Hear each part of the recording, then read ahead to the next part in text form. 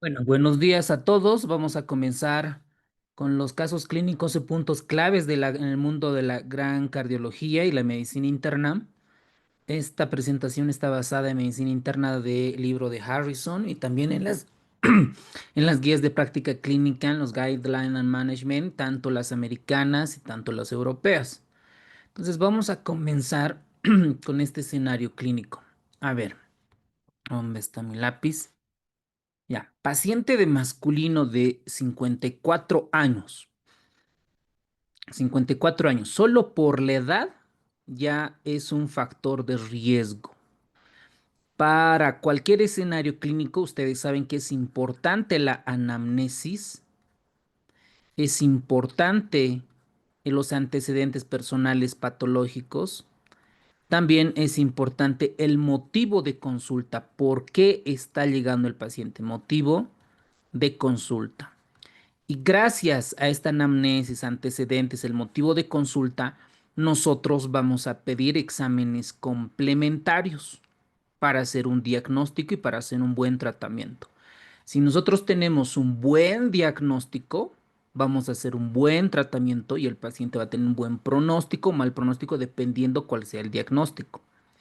Entonces se trata de 54 años de edad. El paciente es diabético e hipertenso, tiene dos otras comorbilidades.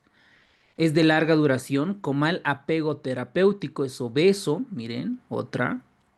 Acude al servicio de urgencias por dolor precordial. Listo, ese es el motivo de consulta. Dolor precordial. Este dolor precordial, a ver, permíteme un rato, alguien está tocando el timbre del Zoom. Ah, ok, está bien. Dolor precordial, cuando llega, lo que nosotros tenemos que preguntar es cuáles son las características y cuánto tiempo es el dolor torácico.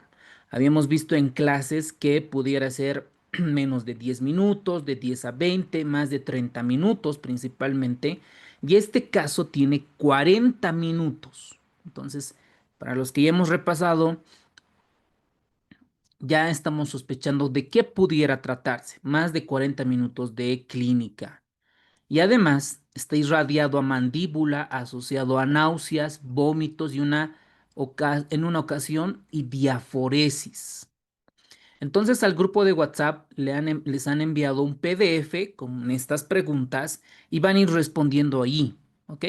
Van a ir anotándose en su resumen, en sus apuntes para poder optimizar esta clase.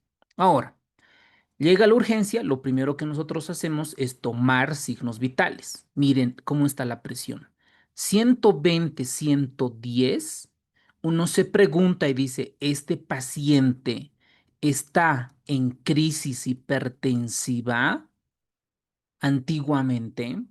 Actualmente será una hipertensión aguda marcadamente elevada de tipo emergencia. Esto también en clases lo vimos, la clasificación actual. Lo primero que nosotros tenemos que preguntarnos ante una presión arterial confirmada de 190 a 110.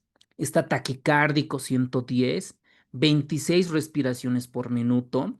Un paciente con dolor precordial que tiene dificultad respiratoria, sabemos que algo le puede estar pasando al pulmón, será un edema agudo de pulmón de origen cardíaco por culpa de ese dolor precordial, uno se pregunta, y no tiene fiebre, 36.7. Entonces, con el motivo de consulta, los antecedentes, signos vitales, ya vamos a acercarnos al diagnóstico. Y como todo paciente que tiene dolor precordial con estas características, nosotros debemos hacerle un electrocardiograma de 12 derivaciones. ¿Ok? Pueden activar su micrófono, doctores. ¿Qué les llama la atención de este electrocardiograma? Nos podemos equivocar, para eso estamos.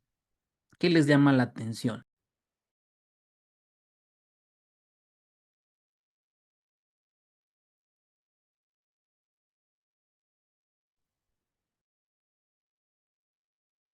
Unas tepicuras en B2 de Elevación del segmento ST en D2,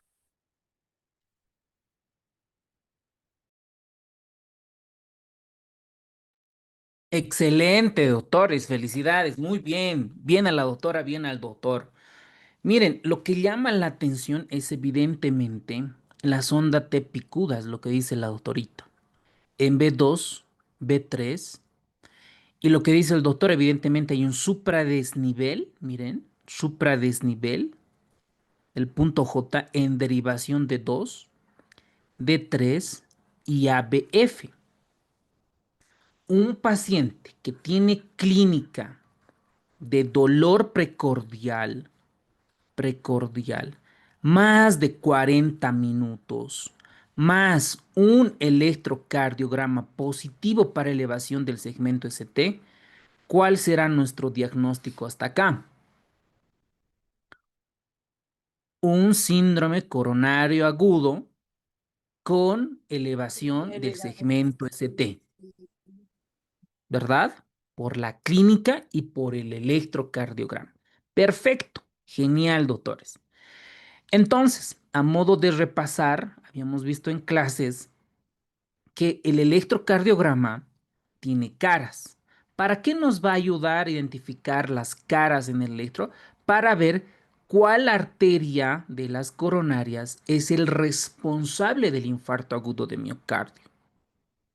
Entonces, estas caras son la 1 y la 2, B1, B2 es cara septal, B3, B4 cara anterior, B5, B6 cara lateral baja, D1, ABL cara lateral alta y B2, B3, ABF cara inferior, como está acá en la imagen. ¿Para qué nos sirve esto? Para ver cuál es la arteria coronaria responsable. Ustedes saben que hay una coronaria derecha, hay una descendente anterior izquierda, una circunfleja y el tronco. Para ver si es esta o esta o esta, para ver la arteria responsable. Por ejemplo, para la cara inferior de 2 de 3 ABF, probablemente en el mayor porcentaje se deba a la arteria coronaria derecha, en un gran porcentaje, pero también se puede deber a la circunfleja. Ahora, en las caras laterales puede ser la circunfleja o la diagonal. En la cara anterior o cara septal, esto de color verde, casi siempre es la arteria descendente anterior izquierda. Esta que es la más grave, la que irriga casi en la mayor parte al ventrículo izquierdo y que lleva un choque cardiogénico. Entonces, el paciente que tiene un supradesnivel de 2, de 3 ABF, entonces indirectamente nosotros estaremos sospechando que pudiera tratarse el- la coronaria derecha o la circunfleja. En su mayor probabilidad, la coronaria derecha. ¿Ok? Entonces, se realiza este electrocardiograma y se evidencia elevación del segmento S3, ST en la cara inferior. Se realiza los laboratorios, especialmente troponina CPKMB, y están elevadas.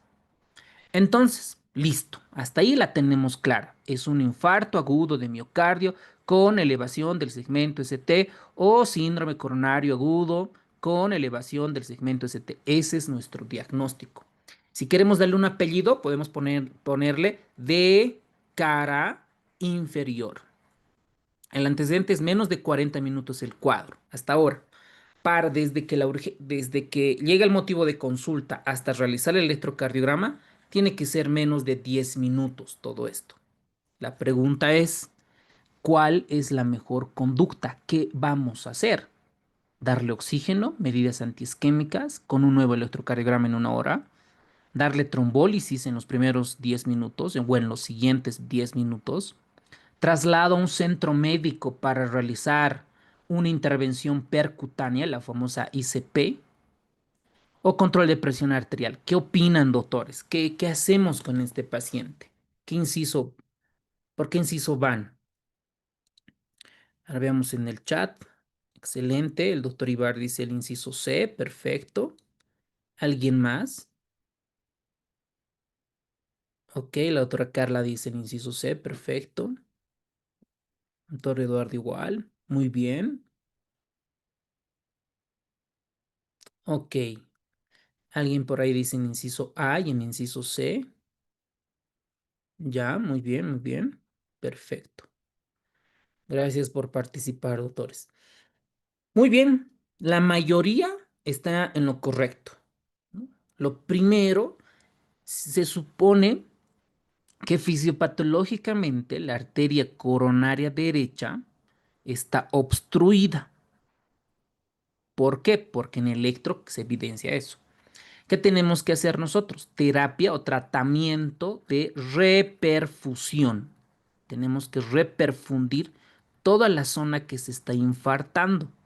En otras palabras, destapar, desobstruir la arteria coronaria. Entonces, acá lo que es, en este paciente acude al servicio de urgencias por dolor precordial con factores de riesgo. Y en el primer paso es realizar un electrocardiograma. Habíamos visto en clases esto, en menos de 10 minutos, dicho electrocardiograma como marcador de calidad, gestión de calidad, según nuestras guías. Y cuando hay elevación del segmento ST, la conducta a seguir dependerá de la distancia, ¿no? Acá el tratamiento es reperfusión.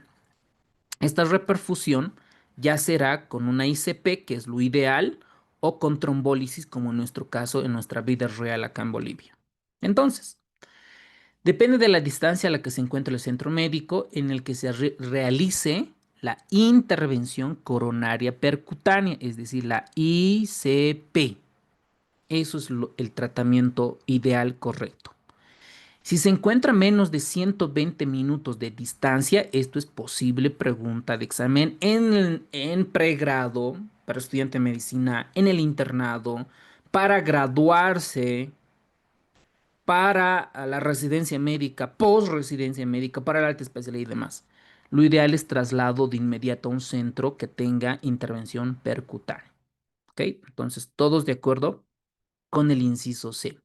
¿Qué pasa si yo estoy a más de 120 minutos? No tengo ICP. El paciente no tiene seguro, no tiene las condiciones económicas para poderse financiar un ICP.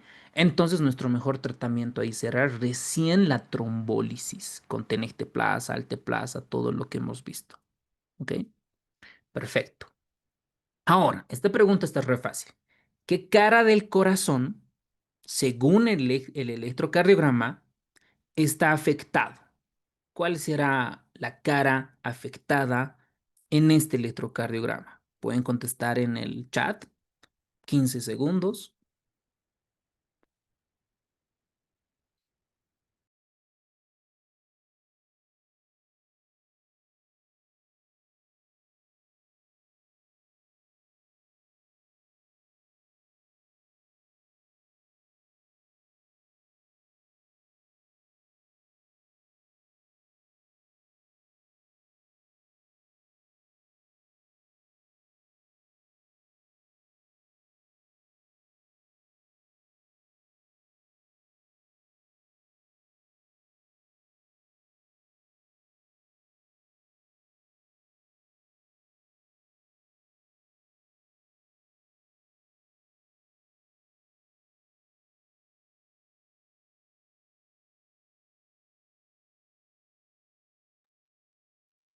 Excelente, doctor. Están capísimos. Muy bien.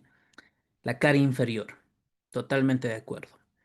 Si fuera anteroseptal, el supradesnivel estaría B1, B2, cara septal. Anterior sería B3, B4. Lateral baja sería B5, B6 y así sucesivamente. Ok. Para todos los que no están en el curso VIP y si quieren incorporarse para la siguiente sesión, para agosto, o incorporarse a los que ya estamos avanzado, nada más por estar en esta clase, tienen una tarjeta de regalo, una gift card de 1.000 bolivianos. ¿Ok?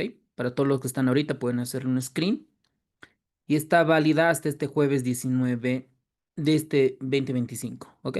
Nada más por estar en esta clase es un regalo. Ahora, el sitio del corazón afectado ante un síndrome coronario agudo dependerá de las derivaciones que tengan en el electro. En este caso es la cara 2, la cara 3 o la derivación ABF que nos va a ver la cara inferior y esta la responsable es la arteria coronaria derecha en la mayor probabilidad, 70-80%, dependiendo qué cortes, qué estudios lean, es la mayor probabilidad, o también la arteria circunfleja. Muy bien. Otra pregunta de pregrado, internado, residencia y post. ¿Cuál es el primer marcador de daño miocárdico en elevarse ante una isquemia miocárdica? Bonita pregunta.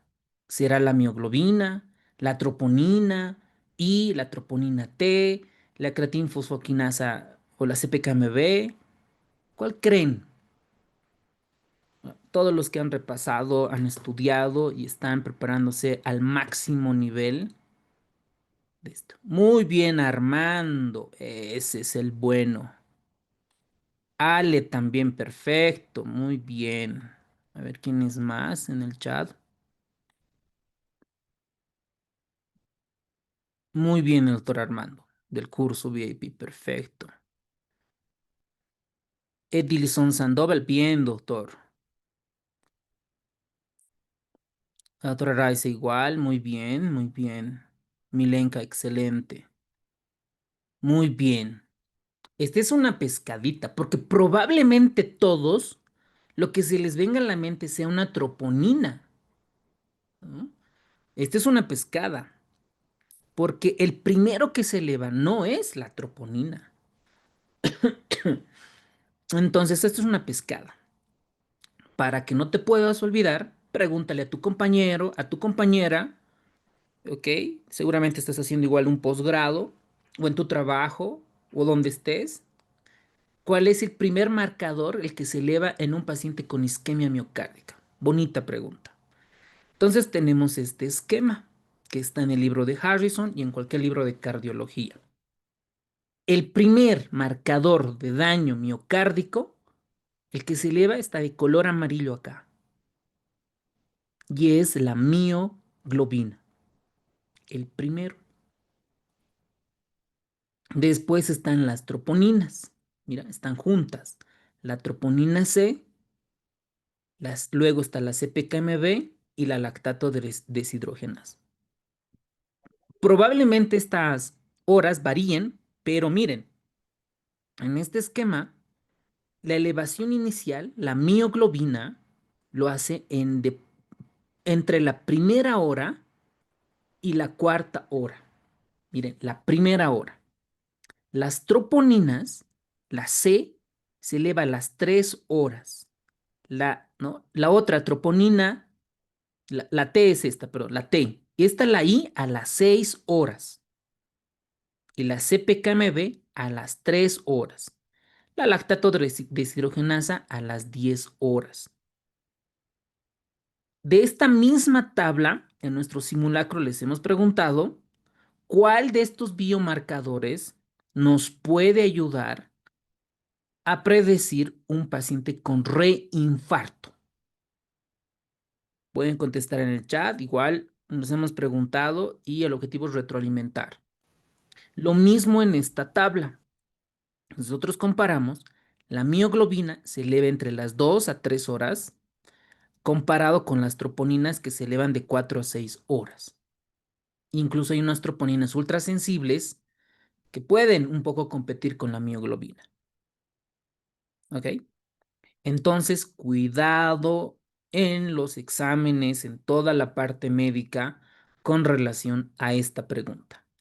La mioglobina es el primer biomarcador de daño miocárdico en elevarse, más o menos entre las primeras 3 horas.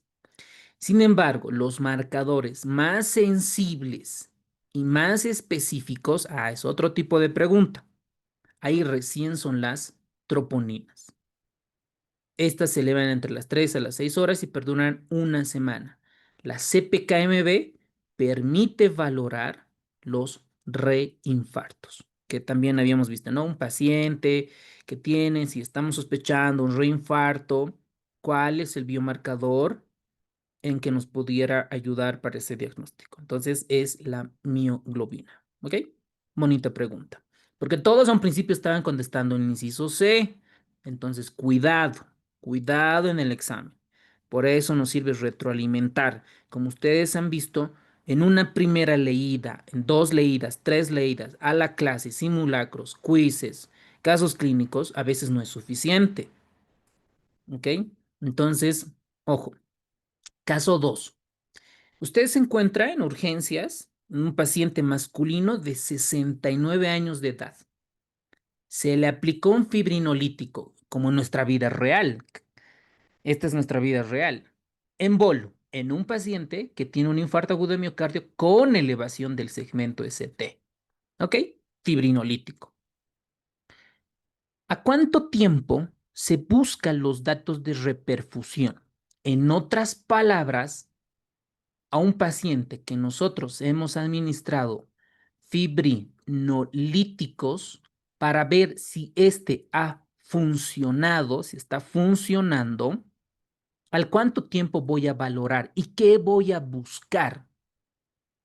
Entonces la respuesta acá, ¿qué creen? 30-60, a los 60 y 90 minutos, o al día siguiente, o en la, no, o sea, a las 5 horas, a las 8 horas, o nunca voy a valorar, lo dejo así y ya le doy de alta. ¿Qué hacemos? ¿Cómo voy a ver si mi paciente está reperfundido y al cuánto tiempo? Ok, muy bien, doctor, están contestando excelente. Muy bien. Entonces acá, cuando nosotros hacemos la reperfusión, después de la dosis, nosotros revaloramos al paciente entre los 60 a 90 minutos. Esto también está en el libro de Harrison. ¿Qué cosa nosotros vamos a buscar? Primero, que el paciente, su dolor torácico haya disminuido. Y electrocardiográficamente es que la elevación del segmento ST haya disminuido por lo menos más del 50% de esta elevación del segmento ST. Y en algunos casos puede haber arritmias de reperfusión. Y eso es otra pregunta. ¿Cuáles son las arritmias de reperfusión? Que hemos visto igual en la clase. ¿Ok? Perfecto. Entonces, entre los 60 a 90 minutos. Muy bien. Y obviamente, ahí le vamos a solicitar un electrocardiograma para comenzar a valorar. Muy bonita pregunta.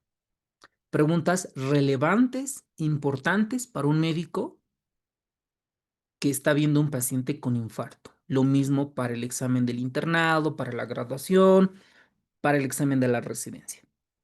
Veamos otra. Paciente de 78 años de edad, adulto mayor, acude a urgencias por dolor precordial porque se le toma un electrocardiograma, el cual presenta supradesnivel en la cara inferior, compatible con un infarto. ¿Qué porción anatómica del corazón es la afectada en este paciente? Creo que todo está bien fácil, ¿no? Esto está, ya están incluso ya saturados de esta información. Claramente es una cara inferior y la mayor probabilidad aquí la afectada es la arteria coronaria derecha. Muy bien. Siguiente pregunta. Ante estos hallazgos, el siguiente estudio a realizar es electrocardiograma de derivaciones derechas y posteriores, una radiografía de tórax, puede ser que queramos ver un edema pulmonar, prueba de esfuerzo para ver si hay mayor isquemia, puede ser, o le sometemos a una cardioresonancia para ver la magnitud de dicho infarto. Entonces, en un paciente con un infarto agudo de miocardio con elevación del segmento ST en cara inferior, ¿qué tenemos que hacer? Bonita pregunta. Muy bien, doctor Gabriel. Excelente. Muy bien. Muy bien, doctor Alexander. Perfecto. Muy bien. 15 segundos.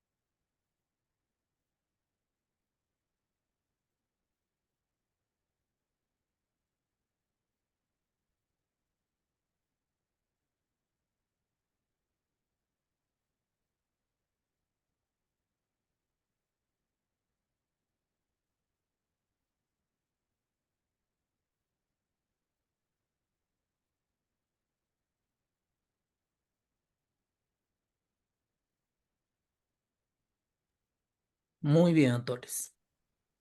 Entonces, en un paciente que estamos sospechando de cara inferior, y es mucho error, incluso me incluyo a veces, no les tomamos las derivaciones derechas a estos pacientes. Entonces, cuando nosotros tenemos un paciente con un infarto en cara inferior, tenemos que completar el electrocardiograma tomando las derivaciones derechas. Entonces sería B3R, B4R, B5R, B6R. Y lo que nosotros vamos a tener en estas derivaciones normales es completar con las derivaciones derechas. Entonces ahí vamos a ver las alteraciones electrocardiográficas que nos van a confirmar si es por la arteria coronaria derecha o por la circunfleja. Eso es imprescindible. Entonces, todos los que han contestado el inciso A, excelente, doctores. Es un electrocardiograma de derivaciones derechas y posteriores.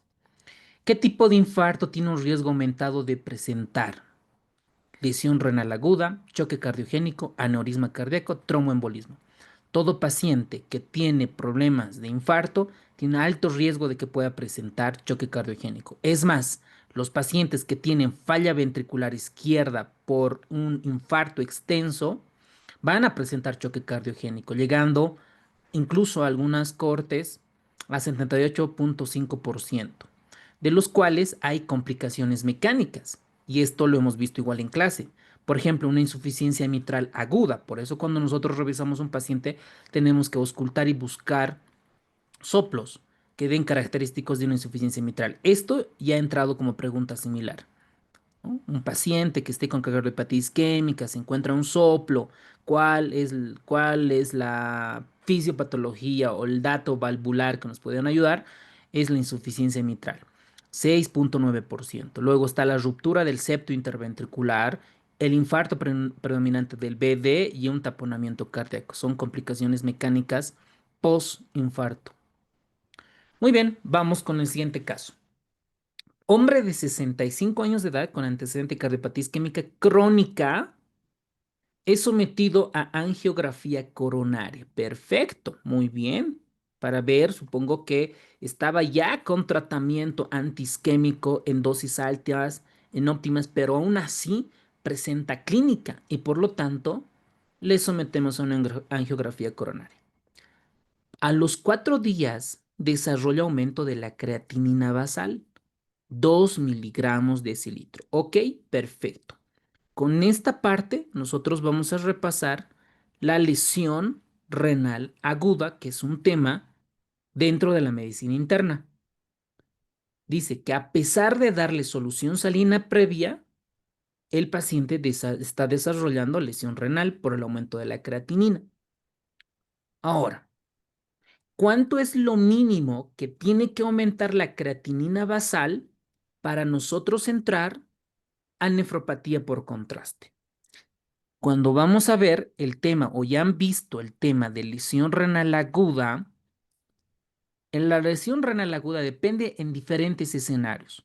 Por ejemplo, en pacientes con sepsis, lesión renal aguda en postquirúrgicos, lesión renal aguda en pacientes con enfermedad renal crónica que estén reagudizando, en pacientes que reciben contraste. Y eso es lo que nos están preguntando. ¿Cuánto es lo mínimo que tiene que aumentar de la creatinina basal para diagnosticar nefropatía por contraste? Este tema todavía en el curso oficial no lo hemos llevado, pero vamos a adelantarnos en nefropatía por contraste. Para hacer el diagnóstico es necesario el aumento de la creatinina basal de al menos 0,5 miligramos decilitro. Clásica pregunta, 0,5 miligramos decilitro o un aumento del 25% de la creatinina basal para diagnosticar nefropatía por contraste. ¿Por qué? En un paciente que es sometido a una angiografía coronaria, ¿cómo ve el cardiólogo intervencionista? Todas las arterias coronarias tienen que administrar contraste. Y el tema de contraste, si tú vas a ser imagenólogo, tienes que repasar qué tipos de contrastes hay, cuál es la osmolaridad, por qué daña el riñón, cuáles son las contraindicaciones. Si un paciente tiene creatinina de 4, le vas a administrar contraste para una angiotomografía o por una tomografía de abdomen contrastada por una pancreatitis necrohemorrágica o algo así. Entonces, como sugerencia y recomendación. Entonces acá La respuesta es de 0.5 miligramos decilitro. Clásica pregunta. ¿Ok? Muy bien. En este paciente con lesión renal aguda o nefropatía por contraste, nosotros les pedimos un electrolitos en orina en el examen general de orina, que es lo que podríamos encontrar en un paciente con nefropatía por contraste. A ver, veamos qué tan capos están en medicina interna. 20 segundos, 15, 20 segundos para poder contestar esta pregunta.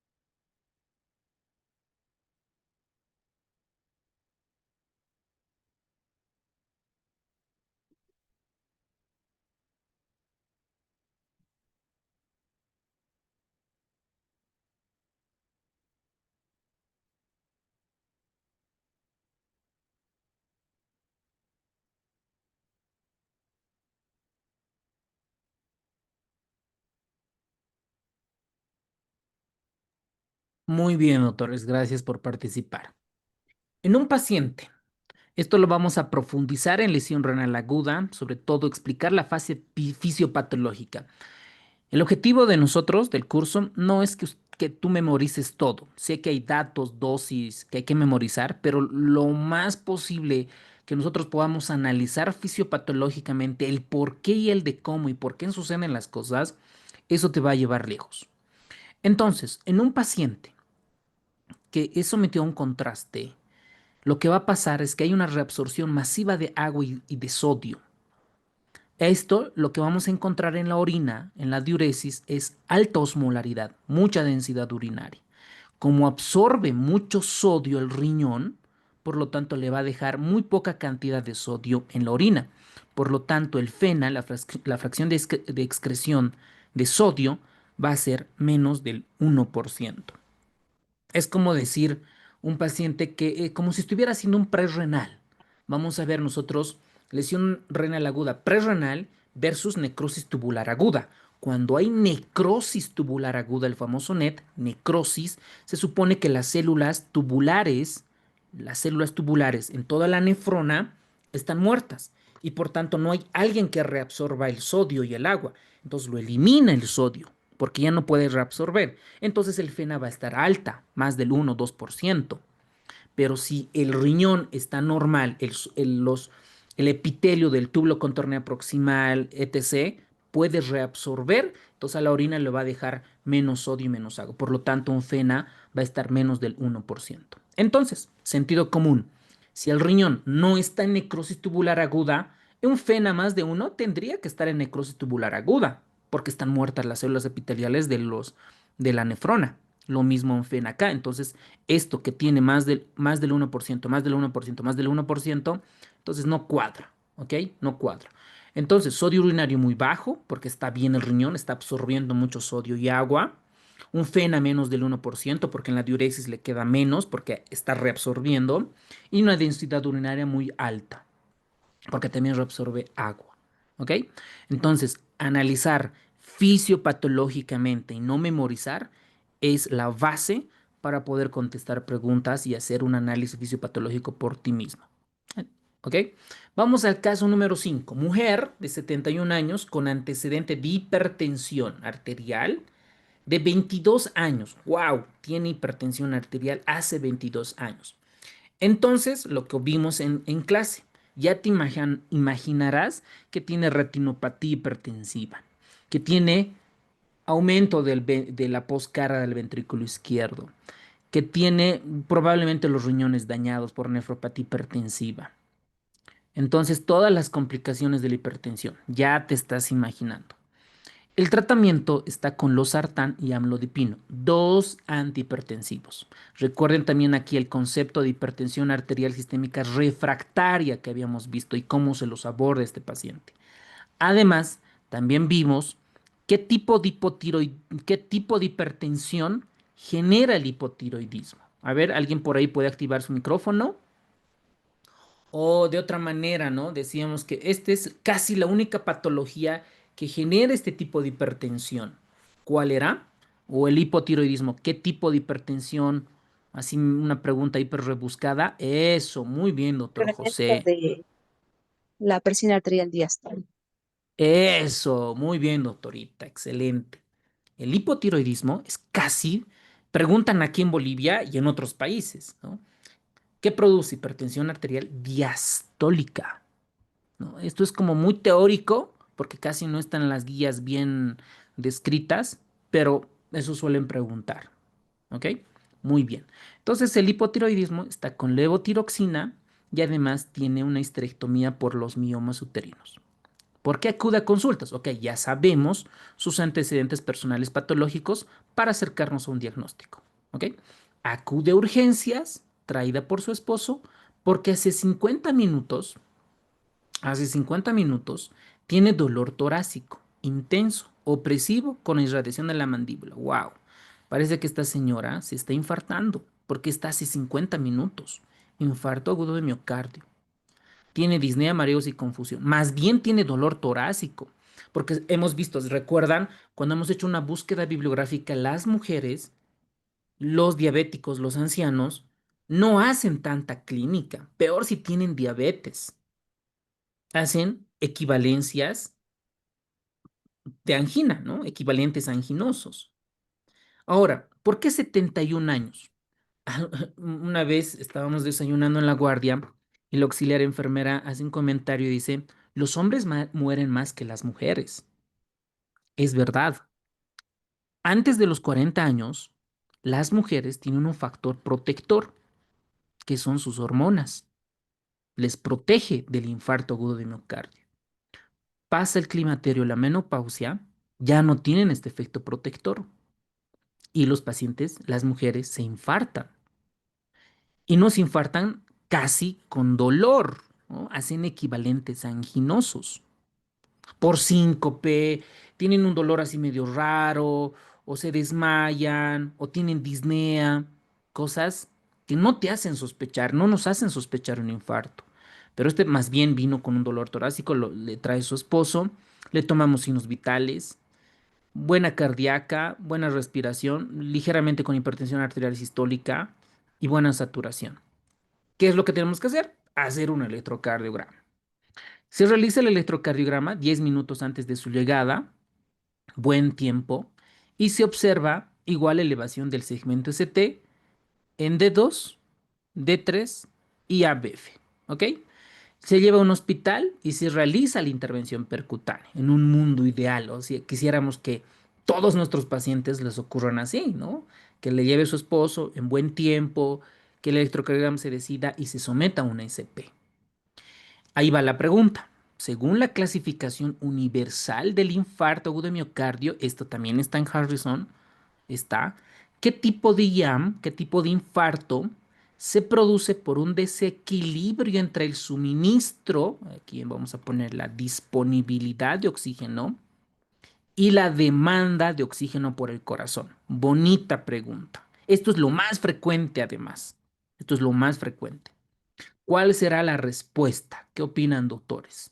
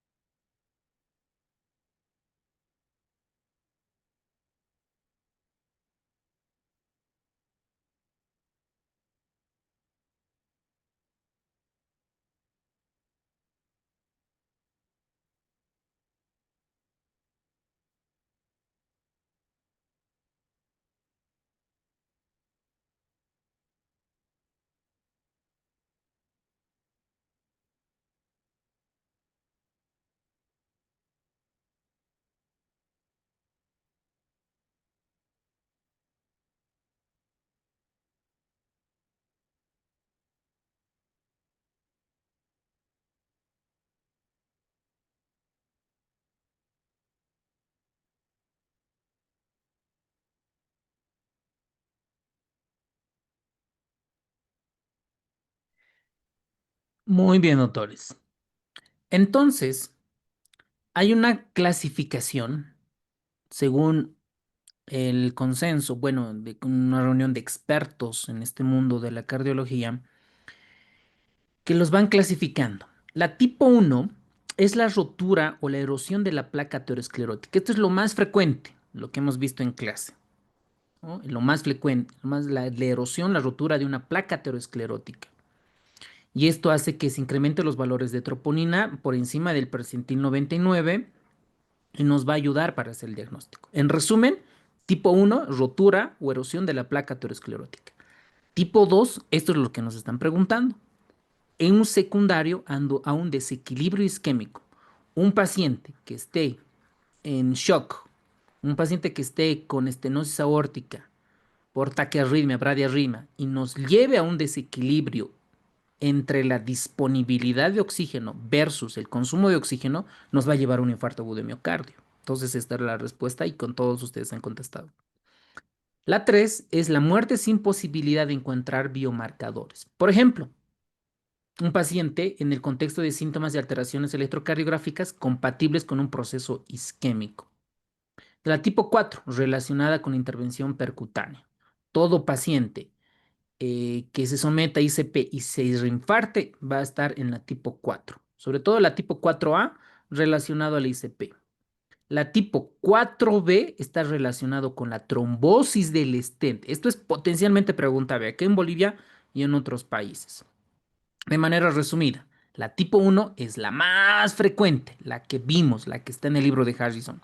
La ruptura, la ulceración de la placa aterosclerótica se rompe y se forma el trombo. La tipo 2 es un desequilibrio entre la oferta y la demanda de oxígeno. La tipo 3 es una muerte cardíaca, ¿ok? Por ejemplo, por una fibrilación ventricular, taquicardia ventricular, una muerte súbita. De repente está bien y se muere. La tipo 4 se clasifica en dos. La tipo A es por una intervención percutánea, la ICP en pleno procedimiento se infarta. La trombosis del stent, un paciente que ya está con stent, aún así se trombosa, ese es 4B. Y la tipo 5 es un paciente que se somete a cirugía de revascularización coronaria. Esto de revascularización igual es un mundo, ¿no?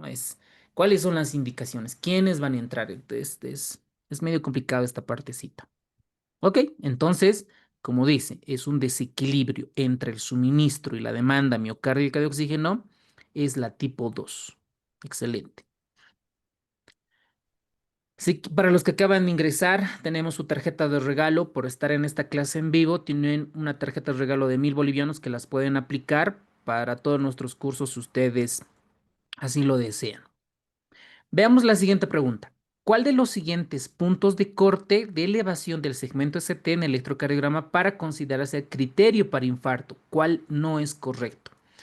Esto ya es un poquito más de cardiología pura, sobre todo para residentes de cardiólogos, médicos residentes de cardiología, para identificar cada uno de estos, porque esto va cambiando con la edad, si es hombre, mujer, e incluso las derivaciones. Aquí está un resumen para cada uno de estos. Pero para el examen del internado de la residencia vamos a destacar lo siguiente. Los criterios de diagnóstico para establecer un infarto por un electro tiene que estar nueva elevación del segmento ST por lo menos en dos derivaciones electroanatómicas continuas. No puede ser B1 y B6, ¿no? Tiene que ser B1, B2, así, ¿no? En dos derivaciones continuas. Y aquí tenemos los puntos de corte, ¿no? Por ejemplo, mayor o igual a 0,15 milivoltios en mujeres en D2, D3. Y así se va viendo en cada una de estas. Además, un criterio básico es que pudiera tener un bloqueo de rama izquierdo, pero nuevo, o presumiblemente nuevo, o un bloqueo de rama derecha de las de His nuevo, que nos haga sospechar a un paciente que tiene un infarto agudo de miocardio. Alguien se preguntará, dice, pero ¿qué pasa si ya tiene un bloqueo de rama izquierda y se está infartando de nuevo, de nuevo? Entonces, por primera vez, entonces hay varios otros criterios ya dentro del mundo de la cardiología pura, los criterios de Garbosa y otros para ver ese tipo de pacientes. ¿Ok? Entonces aquí el que no es correcto es 0,25 en hombres mayor o igual a 40 años. Todos los demás son correctos. Siguiente pregunta. ¿En qué momento se recomienda la rehabilitación cardíaca temprana en pacientes hospitalizados que ya hayan recibido tratamiento para el infarto? Esto es, dentro de la cardiología, hay un fellow, hay una alta especialidad que es la rehabilitación cardíaca. Pero obviamente igual los cardiólogos igual pueden hacer dicho manejo. Normalmente estos ya se puede considerar rehabilitación cardíaca temprana antes de las 48 horas en un paciente. Entonces, esa es la respuesta. Vamos al siguiente caso. Paciente de 67 años de edad acude al control de consulta externa de cardiología tras haber sufrido un síndrome coronario agudo con elevación del segmento ST hace 2 meses. Entonces yo en mi mente tengo que ver cuáles son las complicaciones a largo plazo en un paciente que tuvo un infarto, un síndrome coronario agudo, aneurisma ventricular, falla cardíaca, etc. ¿No? Lo primero que tengo que ver porque me está hablando retrospectivamente. Se notifica la obstrucción aguda de la arteria descendente anterior que se hizo angioplastía con balón y colocación de un stent. Excelente, en un país ideal, ¿no? Quisiera que a todos nuestros pacientes les pase eso, que se salven de un infarto. En el tercio medio de dicha arteria con un flujo residual adecuado. Se evaluó dicha hospitalización en un ecocardiograma que muestra una FEBI del 58%. Excelente, tiene buena función sistólica del ventrículo izquierdo. Es decir, ese ventrículo izquierdo no falló, no está muerto. Por lo que se egresó con terapia doble antiagregante. Ok, tiene dos, ¿no? Probablemente una aspirina o clopidogrel en nuestra vida real o en un mundo otro anticoagulante, antiagregante con mejor espectro. Entonces, en el ecocardiograma reportó una relación EA aumentada. Esto es función diastólica. Diastólica. Relación EA aumentada. ¿Cuál es el patrón ecocardiográfico que se establece con esta relación? Esto no hemos profundizado en la parte de cardio, porque tampoco está en el libro de Harrison, pero un poquito más agarrando medicina interna, cuando tenemos una relación aumentada, es que hay una restricción, hay una disfunción diastólica. La diástole es la relajación del ventrículo izquierdo. Por lo tanto, lo más probable es que que se establezca un patrón restrictivo, disfunción diastólica. ¿Se acuerdan en falla cardíaca? Cuando lo veamos con FEBI preservada, aquí el problema es la relajación. Esto es lo mismo. Cuando tenemos una EA aumentada, hay una disfunción diastólica o restrictiva, básicamente. El patrón restrictivo, lo que le caracteriza a una relación EA es que está aumentada y tiene un tiempo de desaceleración corta, menos de 140 milisegundos. Esto es ya ecocardiografía pura para ver. Entonces, aquí tenemos las disfunciones diastólicas con todos sus patrones y una relación EA aumentada tiene una disfunción diastólica o restrictiva. ¿Ok? Entonces, el paciente tuvo un infarto, viene 2 meses, se realiza un ecocardiograma. Vamos a dar doble antiagregante plaquetario. Una de ellas, la aspirina. Nos están preguntando acá la dosis. La dosis. Ahora sí, esta pregunta está para nivel de ustedes, para los cracks. ¿Cuál es la dosis que debe recibir este paciente?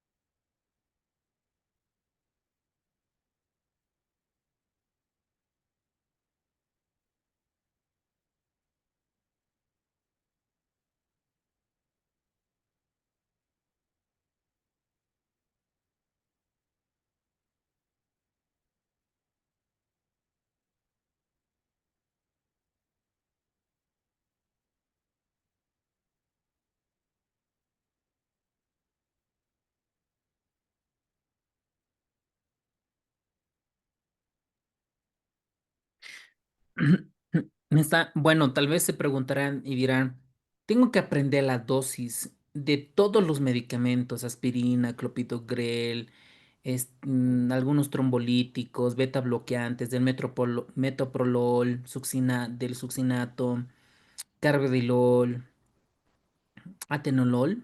No es necesario, ¿eh? Para el examen de la RESI no es necesario, pero la aspirina es algo, digamos, como uno de los medicamentos esenciales en un paciente con cardiopatía isquémica. Por eso realizan este tipo de preguntas a modo de retroalimentar.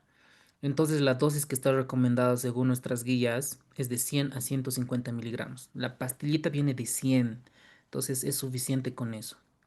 Por lo tanto, es el inciso B. ¿Ok? Felicidades a todos los que han contestado el inciso B. Vamos, siguiente pregunta. Durante su rotación en medicina interna como médico interno de pregrado, al llamado de enfermería, usted le llama enfermería por un paciente en bradicardia y hipotensión. Ok, muy bien.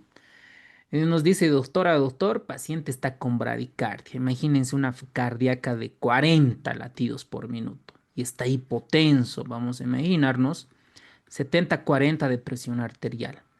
Al leer el antecedente médico, el paciente ingresó hace 8 horas por un infarto agudo de miocardio, de pared inferior. Clásico, ¿no? Un paciente que tiene pared inferior e hipotensa, lo que hemos visto en nuestra clase. Por eso incluso está contraindicado la nitroglicerina, ¿no ven? ¿Recuerdan? Ahí tenemos que optimizar la precarga.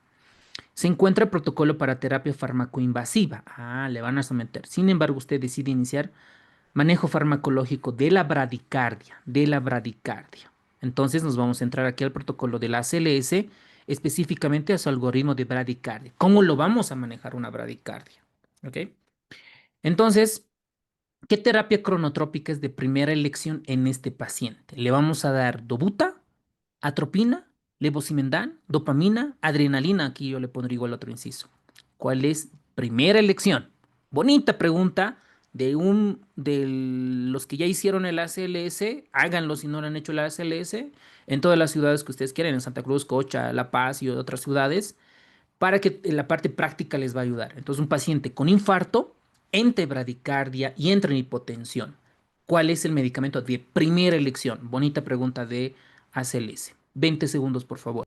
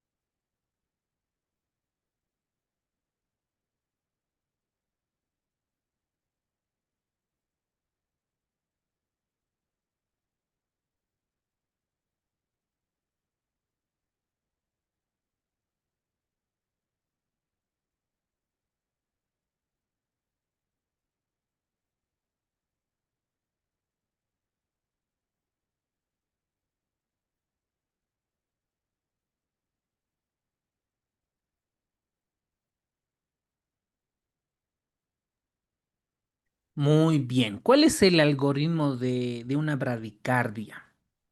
Si solo es bradicardia y el paciente está con Glasgow 15/15, no tiene hipotensión, datos de hipoperfusión tisular, no pasa nada. Si tienen frecuencia cardíaca de 54, 50, etcétera, no pasa nada. En la vida real pasa. La enfermera, digamos, tienes tu paciente internado en medicina interna, está monitorizado, es más, y de repente te dice, doctor, su frecuencia cardíaca está en 50, le he pasado atropina, ¿no? Solita se manda ella. No, no está mal, porque cuando uno duerme, descansa, baja la presión arterial, ahí lo vimos, el Dipper, y baja la frecuencia cardíaca, ¿no? Pero el paciente está durmiendo y le administran atropina. ¿no? Entonces, cuando no hay clínica, tranquis, ¿ok? Se observa, se lo hace despertar y se valora todas estas cuestiones clínicas, lo dice claramente el protocolo de la CLS en bradicardias, ¿ok? Pero este paciente tiene hipotensión, es otro el escenario clínico. Además, tiene una condición de base aguda, grave, tiene un infarto. Otro es este escenario clínico. Entonces, el primer manejo, obviamente, es confirmar la bradicardia. Tenemos que hacer un electrocardiograma de 12 derivaciones. Y tomamos los signos vitales. Y si están alterados, mi primer medicamento es la atropina. Y en el ACLA se van a aprender cuánto es la dosis, etcétera, etcétera, ¿no? La atropina, 1 miligramo.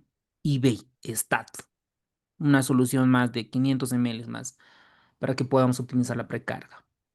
Si no responde al manejo de la atropina en las dosis correspondientes, recién está indicado la dopamina y la adrenalina. Si es un paciente con infarto, ojo con la dopamina, digo con la adrenalina, ¿ok? Pero estos son dentro del protocolo. Entonces, como dice, de primera elección, ¿cuál es el medicamento para la bradicardia? La atropina. Muy bien, la doctora Belén, el doctor José, excelente, ¿ok? Muy bien. Entonces, entre los casos de bradicardia sinusal con intolerancia hemodinámica o un bloqueo AV de alto grado sin ritmo de escape estable, está indicada la atropina. Pero ¿qué pasa, doctor, si no responde? Pues ahí está la dopamina y la adrenalina, ¿ok? Yo he visto en casos reales que algunos médicos especialistas para bradicardia les dejan dobutamina o levosimendan y nada que ver, nada que ver. Imagínate, ya son especialistas, ¿eh? Ok. El siguiente electrocardiograma de un hombre de 64 años de edad con enfermedad cardíaca. Miren este electro, este electro. Ustedes saben que también por el BLS, la ACLS y otros cursos, el FCC y otras cosas, está el manejo de arritmias. Las bradiarritmias y las taquiarritmias. Si están haciendo un diplomado de emergencias, igual, ¿no? Tienen que abordarlos estos temas. Ahora, un paciente con taquiarritmia, lo primero que ver, de forma resumida, es el QRS. ¿Cómo está tu QRS? ¿El QRS está ancho o está corto? ¿Ok? ¿Cómo está el QRS? Entonces, si el QRS está ancho, lo más probable es que sea una taquicardia ventricular en un 70-80%. En un 15-20% pudieran deberse a fenómenos de aberrancia con una FA aberrada y otro tipo de cosas. Pero es suficiente que con esta característica, ¿cómo está este electro en derivación de 2? Rápido o lento. Está rápido. ¿Cómo está el QRS? Ancho. Miren, está ancho. Entonces, tengo 80% de probabilidades que esto pudiera ser una TB. ¿Ok? 80%. Pero hay ya en la parte cardiológica que pudieran no deberse específicamente a TB y a fenómenos de aberrancia. ¿Ok? Así, cortito, fácil. Ahora, ¿qué pasa si está rápido y tiene un QRS estrecho, corto? Es una taquicardia supraventricular por reentrada infranodal. ¿Ok? Listo. Así de fácil. Esto es el manejo. Dependiendo si es con pulso, sin pulso, haces desfibrilación. Y la taquicardia supraventricular ya usas maniobras vagales, adenosina, cardioversión sincronizada y otras cosas que los hemos profundizado en arritmias. ¿Ok? Así de fácil es manejar arritmias. Ahora, ¿cuál de los siguientes es el diagnóstico más probable? Ok, fácil pregunta. De este electrocardiograma, ¿cuál es el diagnóstico? Contracciones auriculares prematuras, taquicardia auricular paroxística, TB, taquicardia ventricular o taquicardia sinusal. Creo que ya les di la respuesta en esa explicación, ¿ok? Entonces es una TB, taquicardia ventricular. Ok, ¿qué otros ritmos más se manejan en un paciente en paro? Pregunta para ustedes, y esto es una pregunta fácil, incluso lo debe saber el estudiante de primer año de medicina. En un paciente que entra en un paro cardiorrespiratorio, hay ritmos, ¿verdad? Estos ritmos eléctricos pueden ser los desfibrilables, o pueden ser ritmos no desfibrilables. Pregunta para ustedes. cuáles son los ritmos desfibrilables y cuáles son los ritmos no desfibrilables. Pueden activar su micrófono. Yo sé que están unos capos para esto. ¿Cuáles son?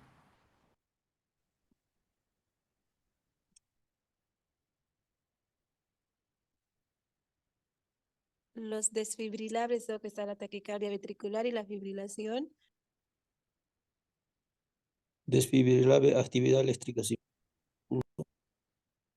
Y así. Y así. Eso, doctores. ¿Ves que están capísimos? Qué bien. Estoy orgulloso de ustedes. Qué bien. En los ritmos desfibrilables es la taquicardia ventricular y la fibrilación ventricular. Y los no desfibrilables es lo que ustedes dijeron, la sistolia y la actividad eléctrica sin pulso. Conceptos fáciles, el uno más uno de un médico, ¿ok? Entonces, este electrocardiograma es una TB, es una taquicardia ventricular, por lo tanto es desfibrilable. También les van a preguntar cuánto de dosis van a usar en un monofásico, en un desfibrilador, cuánto de dosis van a usar en un bifásico, que la mayoría de las clínicas, los centros los tienen y los desfibrilamos. Fácil, ¿no ve? En taquicardia ventricular por taquicardia supraventricular por central neuronal es la cardioversión sincronizada, que básicamente en el monitor le ponemos a sincronizar y va a sincronizar con la onda aérea. Ahí va a entrar la descarga eléctrica, ¿eh? Con la onda aérea. Listo, esa es la diferencia entre desfibrilación y cardioversión eléctrica. La cardioversión eléctrica sincronizada es que la que sincroniza con la onda R del electrocardiograma, ¿ok? Así de re fácil. Ahora, entonces esto es una taquicardia ventricular. ¿Qué será esto? ¿Qué ritmo eléctrico será?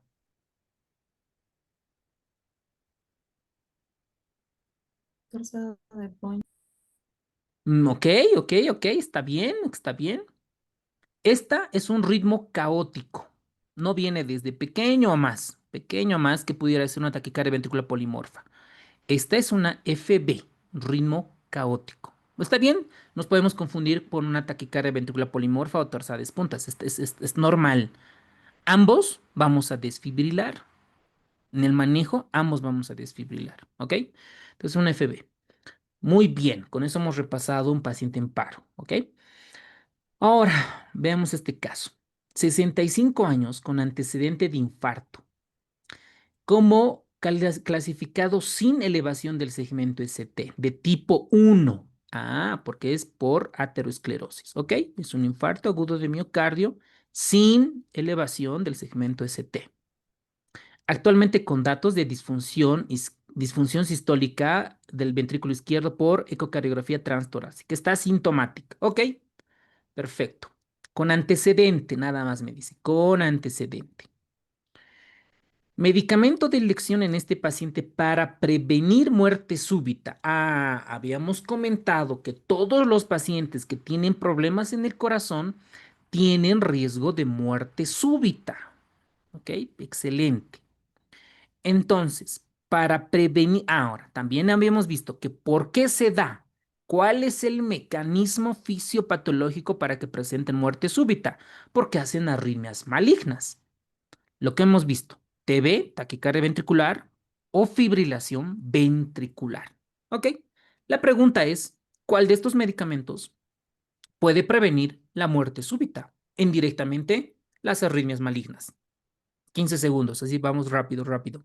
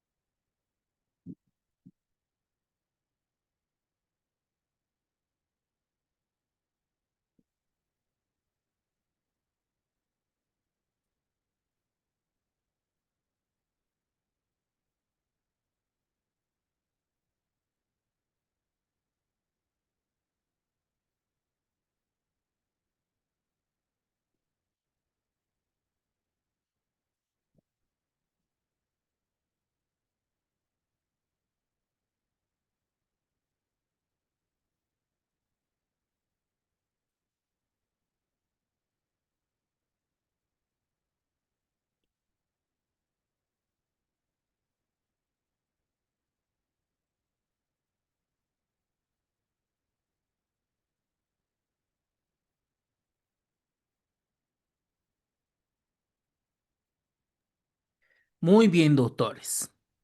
Eso, doctor Jimmy Cuestas, excelente, eres un crack. Excelente, muy bien. Beta bloqueantes, porque los beta bloqueantes disminuyen disminuye el consumo de oxígeno. ¿Acaso disminuye la respuesta eléctrica? ¿Acaso el clopidogrel, la aspirina, previenen un TB, arritmias? Tiene que ser un beta bloqueante. Esto me va a prevenir el infarto. ¿Están de acuerdo? Esto sí me va a prevenir el infarto, la aspirina, el clopidogrel, por supuesto, pero no las arritmias malignas. Así que por favor, en su mindset, en su mente, beta bloqueante previene arritmias. Beta bloqueante previene arritmias cardíacas. Beta bloqueante previene arritmias cardíacas. Es que no se los puedo olvidar. ¿Ok? Entonces, los beta bloqueantes deben ser utilizados de manera indefinida después de un infarto agudo de miocardio. Más aún si tiene disfunción ventricular izquierda sintomática. ¿Para qué? Para prevenir la muerte súbita. Pero doctor, nos ha dicho que en clases tiene que estar el implante, el desfibrilador, ¿cómo es? El desfibrilador automático implantable, el DAI. Sí, pero para el DAI necesita criterios, una FEBI por lo menos del 35%. Antes del DAI están los beta bloqueantes. ¿Ok? Entonces, ojo, ojo con ese dato. Muy bien. Para todos los que han ingresado recién, hagan una captura de imagen de esta gift card. Tiene 1000 bolivianos de regalo. Veamos otro caso. A ver, no sé cuántos casos son. A ver qué horas son. Ya deben ser las 10:30. Hasta las 11, ¿ok? Media horita más, media horita más.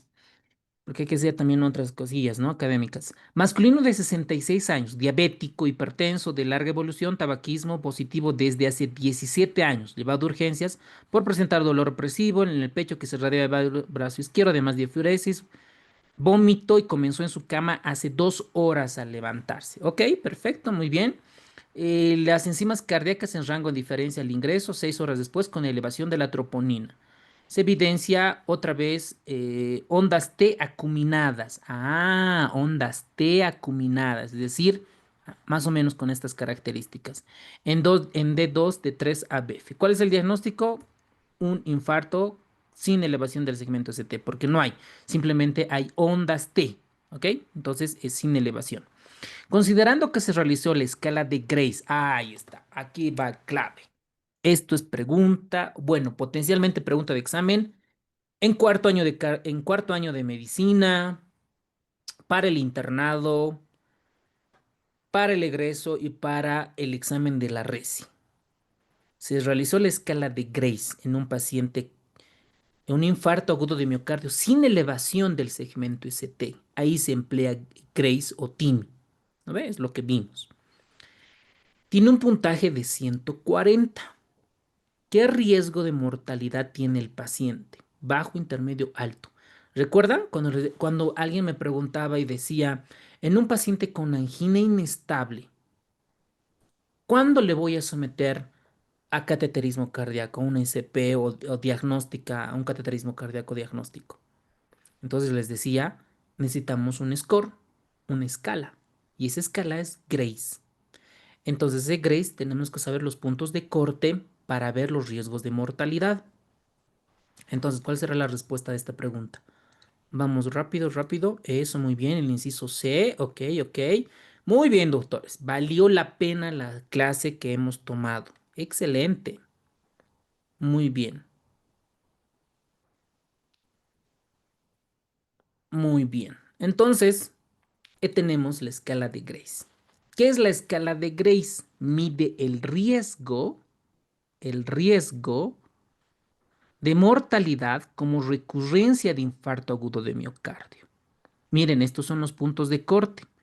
Aquí tenemos una tabla para medir mortalidad a los 6 meses. Esto es mortalidad intrahospitalaria.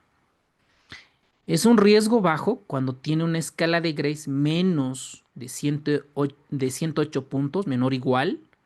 Intermedia entre 109 y 140 y más de 140 puntos tiene un riesgo alto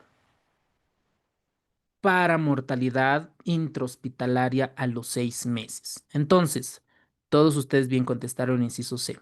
Entonces, el riesgo de mortalidad es alto. Usted indica realizar una angiografía coronaria al paciente. ¿Cuál es el tiempo ideal para realizar según el riesgo determinado? Si es un paciente con un GRACE alto, lo ideal es en las primeras 24 horas de examen, ¿ok? Del estudio para realizar el cateterismo cardíaco. Muy bien. Paciente de 57 años de edad con antecedente de tabaquismo hace 18 años, tiene 10 cigarrillos al día, fuma, es diagnosticado de M2 con diagnóstico desde hace 8 años con metformina, 850 miligramos cada 12 horas, y el cual hace 7 horas, miren, 7 horas tiene dolor torácico. 8/10 en la escala visual análoga del dolor, de manera súbita con diaforesis y náuseas. Se toma el electrocardiograma y se evidencia ondas Q patológicas, ¿ok? Ondas Q. ¿Qué significa las ondas Q? Que ya hay un infarto. Ya no es isquemia, es un infarto, es un pedazo de músculo del corazón que ya está muerto, que ya está muerto. Según la AJA, ¿cuál es la calibración estándar que debe tener un electrocardiograma? Esto es, para tomar un electro hay ciertos requisitos y uno de ellos es la calibración estándar de este ECG. Entonces aquí es de 10 milímetros milivoltio, ¿ok? Como una recomendación. ¿Cuál de los siguientes no es indicativo de oclusión coronaria? No es indicativo, ¿ok? Para esto tenemos que recordar la elevación del segmento ST, sus bloqueo nuevo de rama izquierda, ¿ok? Elevación del segmento ST en derivaciones de 2 de 3 en hombres más de 40 años con 2.5. Estas son T invertidas, no nos dice una oclusión. Esto es meramente isquemia. ¿Recuerdan cuando decíamos isquemia subendocárdica? ¿No? Isquemia subendocárdica, isquemia transmural, ¿recuerdan? Las ondas T invertidas, incluso les comentábamos que podía ser una isquemia, ¿no? Intramiocárdica, pero eso no nos dice que es una oclusión.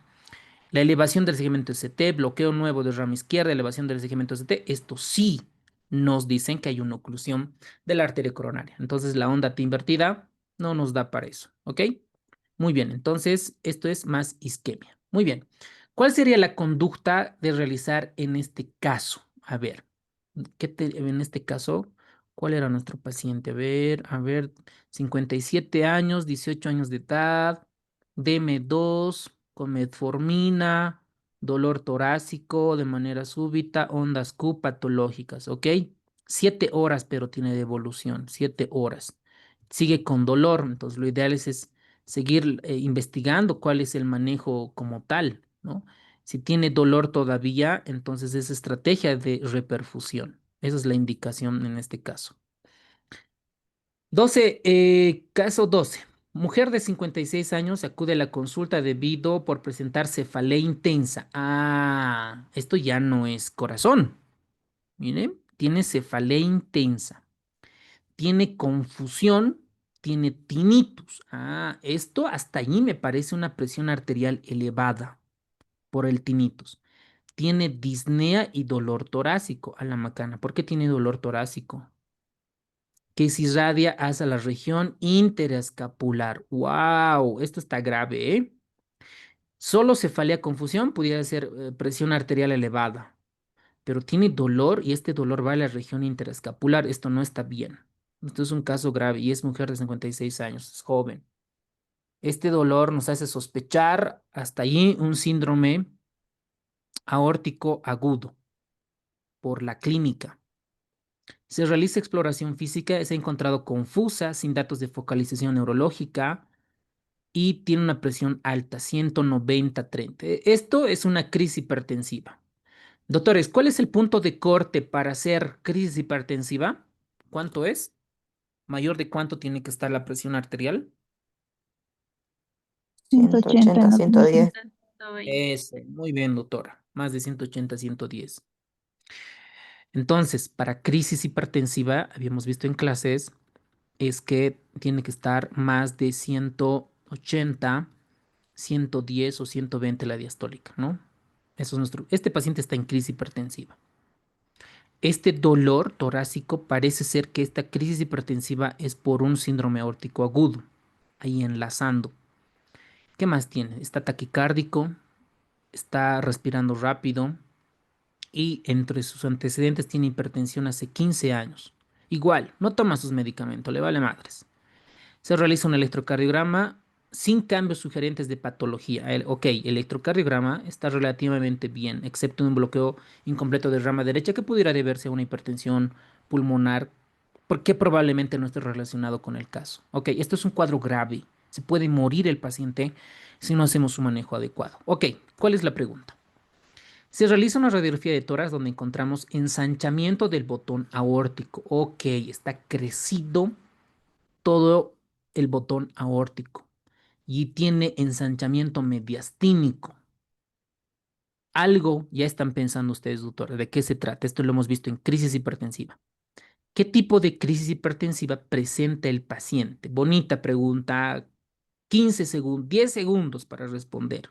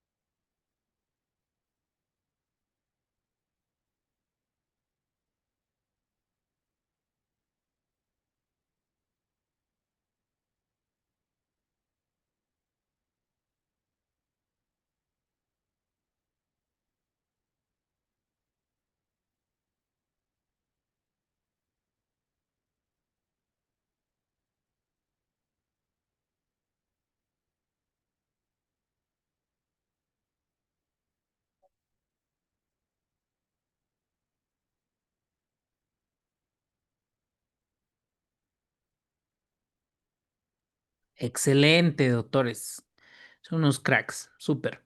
Entonces, este paciente tiene más de 180, 110. Clásicamente es una crisis hipertensiva. Si hay daño a órgano blanco, es un tipo emergencia. En este caso, probablemente es un síndrome aórtico agudo porque tiene ensanchamiento mediastínico. ¿Cuál sería el estudio específico de la patología sospechada? ¿Qué le podemos pedir, doctores? ¿Un ecocardiograma? ¿Una tomografía axial computarizada de cráneo?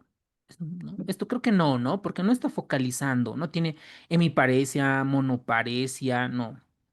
Troponinas cardíacas, sí, le podemos pedir, pero en este caso lo ideal sería pedirle una angiotomografía de tórax y de abdomen. ¿Por qué?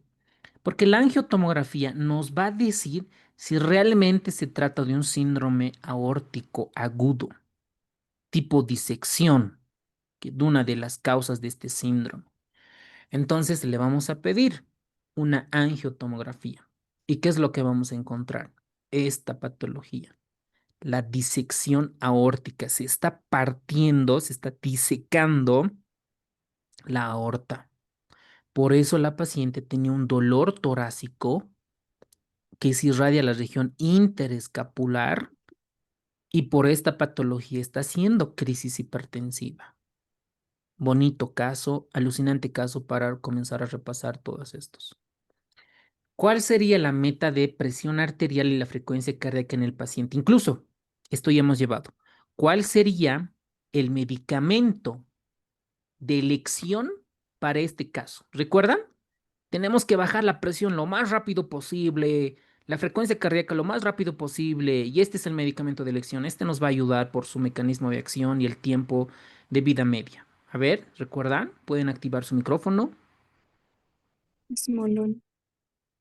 Eso, muy bien. ¿Qué capos están? La verdad me alegra mucho, me deja muy contento de que lo que hemos estado repasando, estudiando igual ustedes, rajándose, se nota, ¿no? Se nota qué es lo que vamos a ver. Entonces, en este paciente, lo ideal es mantener una frecuencia cardíaca menos de 60 latidos por minuto. En algunos textos van a encontrar presión arterial sistólica menos de 120, como en este caso, o menos de 100. Pero aquí lo que manda es la frecuencia cardíaca para evitar el cizallamiento, que no se diseque. Y para eso necesitamos un beta bloqueante, bajar la presión arterial y bajar la frecuencia cardíaca, pero rápido, así, stat, rápido. Y para mantener esto es el esmolol, como ustedes bien lo han escrito. Perfecto, doctores. Son unos cracks, están súper bien. Entonces, una tensión arterial menos de 120, 100 milímetros de mercurio, acompañado de una frecuencia cardíaca menos de 60 latidos por minuto. Entonces, el inciso A. Muy bien, doctores. Caso 13. A ver, veamos este más. A ver, hombre de 31 años, dedicado al atletismo. Ah, esto ya no es cardio, ¿eh? Porque aquí es hematuria. A ver, dedicado al atletismo en carreras de larga distancia, 31 años, joven. Actualmente en estudio por hematuria macroscópica, orina sangre este cuate, hace 2 meses. Entonces aquí nos vamos a ir al problema de los riñones, específicamente a un glomerulopatías. Ese es el tema, ¿no? Para la res entra como síndrome nefrítico, síndrome nefrótico. Actualmente está sintomático, tiene una presión arterial 140/90, corroborada en 3 ocasiones, presenta en el laboratorio una creatinina de 1, está bien, ¿no? Entonces parece ser un problema mínimo, ¿no? La función renal está relativamente aceptable y un boom bien, pero sí, está eliminando glóbulos rojos. Entonces, solo con pensar en esto, hematuria, sabemos que el problema está en el glomérulo. Algo le pasa al glomérulo o al mesangio, porque está dejando escapar glóbulos rojos. Hay que ver la causa, ¿cuál es? No tiene proteinuria. Ah, ok. Su ni sedimento activo, no hay infección. Su C3 está normal. Su ANCA y anticuerpos contra la membrana basal son negativos, ok, sospechando alguna vasculitis por los ANCAs, antimembrana basal glomerular, a un síndrome pulmón-riñón, un síndrome de Good Pasture. La depuración de la tasa de filtrado glomerular es 98. Ultrasonido renal, normal. Y ultrasonido hepático, incrementa un poco de ecogenicidad. Ok, entonces acá lo que me pienso es buscar causas de hematuria. Entonces, nosotros vamos a repasar en nefro cuáles son las causas de hematuria frecuente, ¿no? Ustedes deben de estudiar desde lo frecuente a lo infrecuente. Y siempre para el examen de la RECI o del internado otras, lo más frecuente, ¿ok? ¿Cuál es la causa más frecuente de hipertensión? ¿Cuál es la causa más frecuente de neumonía querida en la comunidad, del agente etiológico? ¿Cuál es el medicamento de elección, etcétera, ¿no? Ahí. Y después ir poco a poco, poco a poco. Entonces, aquí, ¿cuál es la causa más frecuente de hematuria? Lo primero que tenemos que recordar. ¿Qué nos pregunta? ¿Cuál es el diagnóstico probable? ¿Nefropatía lúpica? No, es varón, no tiene alas de mariposa, sus anti-DNAs no nos dicen nada, ¿ok? Además es varón, ¿no? Más debería ser una mujer afroamericana, no tiene cosas, así que nefropatía lúpica no. Hepatopatía crónica por virus de la hepatitis B. Tampoco no nos dicen que tiene alguna hepatopatía, no nos hablan de un antígeno superficial del virus de la hepatitis B, éticos. Entonces, descartado. Enfermedad de Berger, esta sí es lo que más se acerca. Una nefropatía por IgA, que es el otro nombre. Nefropatía por Sloiden-Henoch puede ser, pero esto es más frecuente en la parte pediátrica, ¿no? Lo más frecuente en la parte pediátrica. Y aparte, el niño viene con púrpuras, ¿no? En las extremidades inferiores, tiene un antecedente de resfrío, diarrea. Sobre todo esto se ve en parte pediatría. Lo que más se acerca es una enfermedad de Berger o una nefropatía por IgA. Entonces, ¿cuál es la causa más frecuente de hematuria macroscópica? Enfermedad de Berger, viéndolo desde otro punto de vista. ¿Ok? Entonces, se trata de un paciente previamente sano, atleta, presenta hematuria como signo cardinal. Totalmente de acuerdo. En esta patología, la causa más común de hematuria en paciente joven en ausencia de proteinuria, descartando un síndrome nefrótico y otras patologías, es la nefropatía por IgA, también denominado enfermedad de Berger. ¿Ok? Bonita pregunta. Lo vamos a ver en nefro. Va a ser alucinante ver lesión renal aguda, enfermedad crónica, síndrome nefrítico, síndrome nefrótico, y vamos a ir analizando. Entonces, para eso necesito que ustedes estudien el resumen de SEAM, Farreras, Harrison, lo resumen y vamos practicando con los casos clínicos, banco de preguntas, puntos claves. Y así ya te vayas muy bien preparado para rendir todos los simulacros habidos y por haber. ¿Ok? Entonces, ¿qué es la nefropatía por IgA? Ahí tenemos 4 teorías de los golpes, ¿no? Hay una IgA deficiente de galactosa, producción de anticuerpos, entonces este tipo de anticuerpos son de tipo IgA, y hay formación de inmunocomplejos y se depositan en el mesangio, generan una inflamación leve y el paciente lo que va a tener es hematuria, ¿ok? Tiene hematuria.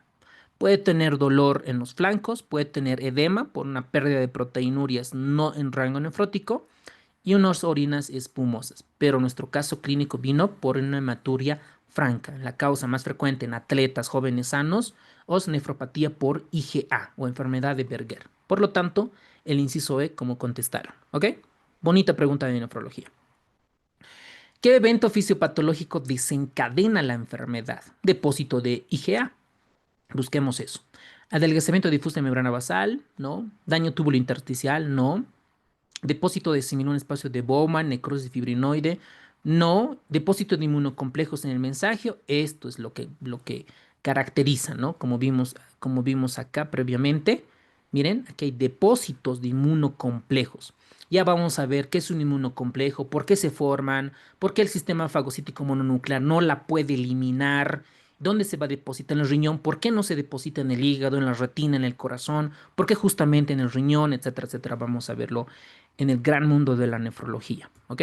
Entonces acá son los depósitos de inmunocomplejos en el mesangio en la nefrona, ¿ok?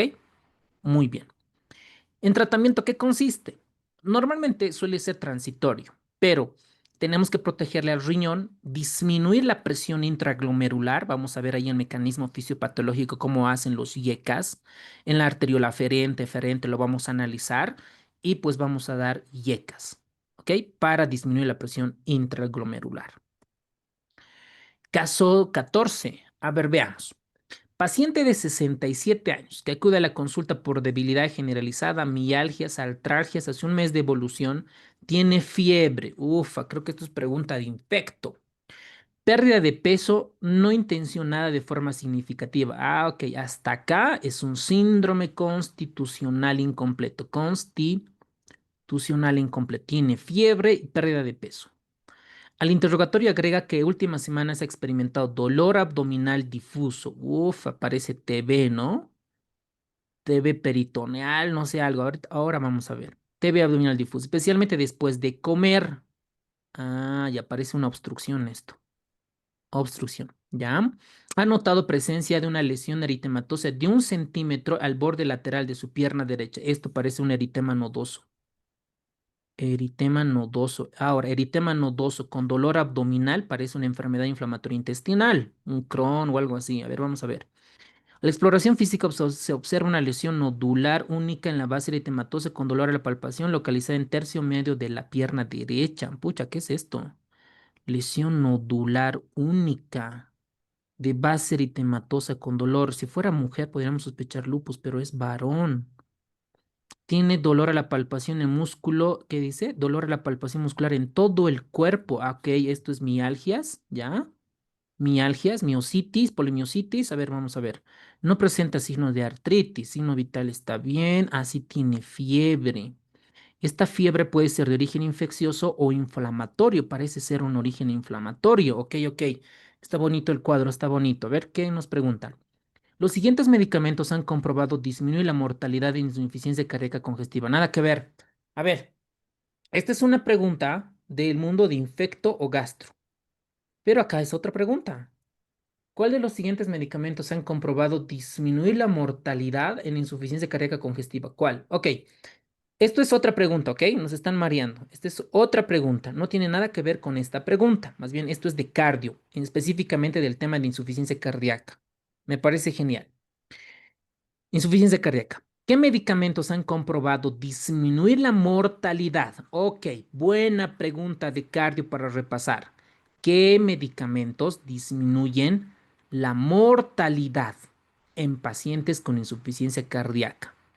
excepto, esto hemos visto igual, preguntan en Argentina, en Brasil, Perú, México, Estados Unidos, Europa, los medicamentos que disminuyen. ¿Cuál de estos no disminuye? Eso nos están preguntando. A ver, ¿cómo les va? ¿Cómo les va? Sé que les va a ir muy bien. 15 segundos para esta pregunta.